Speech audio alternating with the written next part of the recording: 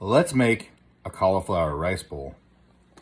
Starting with hot cauliflower rice, we're going to add fresh chopped cilantro, fresh squeezed lime juice, and Himalayan sea salt. We're going to stir that all up and use that as a base for making our rice bowl. Now we're going to add some fresh made pico de gallo. It's absolutely delicious in a rice bowl like this.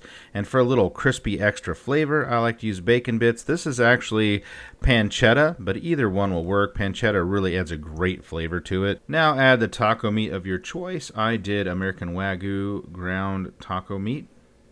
And we're going to finish this off with some great garnish. We're going to add some limes, some scallions, sour cream, guacamole, and you'll notice I didn't add cheese to this, but you can add cheese.